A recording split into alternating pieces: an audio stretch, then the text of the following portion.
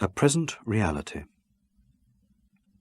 Someone once argued that there would be no morality and no conscience if we did not have a sense of the future.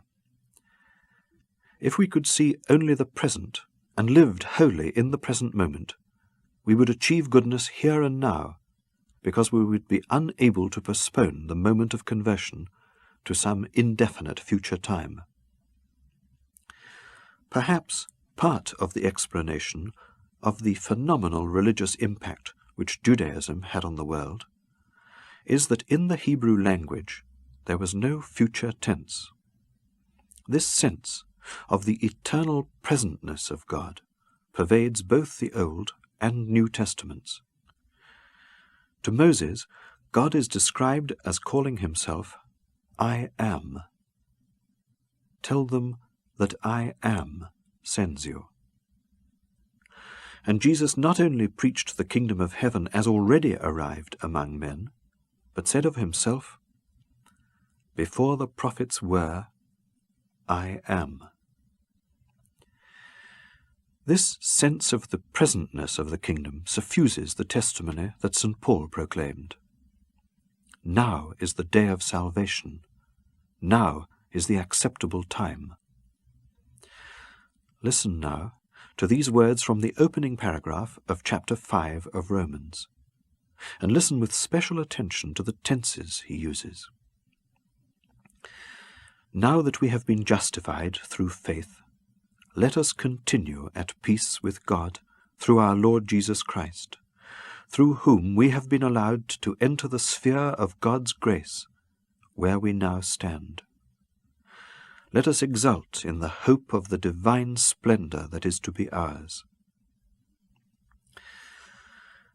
You will see that the main effect of this passage is to draw our attention to what condition we are in now, to draw our minds into a steady concentration on the present moment. The extraordinary dynamism of these words and the whole of St. Paul is that the marvel, the splendor, the unimaginable reality of the condition we are in here and now is so overwhelming that we can hardly keep our concentration steady. We have been allowed to enter the sphere of God's grace, where we now stand. Jesus has blazed the trail for us, and through his own experience has incorporated us in his present state, which is his glorious communion with the Father in his risen life, a life that now pervades the whole of creation.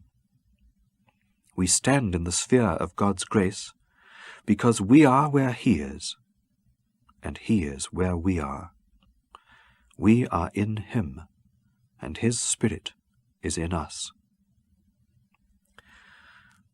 And yet, that passage I read ended with the words, Let us exult in the hope of the divine splendor that is to be ours. Why do we now seem to have returned to a postponement of our entering the sphere of God's grace? Is Paul's rhetoric tripping him up and leading him to contradict himself? No. What he is saying is what Jesus was saying. The kingdom of heaven is upon you, is within you. But you must realize this. You must let your consciousness expand and your awareness develop. We are already in the sphere of God's grace because the Spirit has been sent into our hearts. But because we have been created in the image of God, we are called to self-awareness. We ourselves must become aware of what Jesus has achieved for us. We must realize the persons we already are.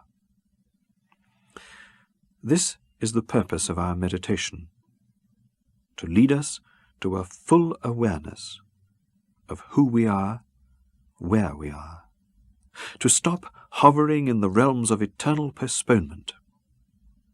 We must touch down in the concrete reality of the present moment, where our divine splendor is revealed. We must become still.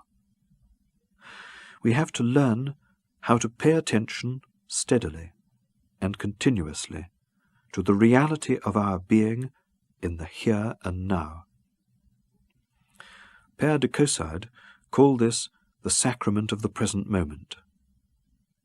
And this is what the mantra leads us into a full awareness of the divine splendor of the eternal present. The mantra is our sacrament of the present moment.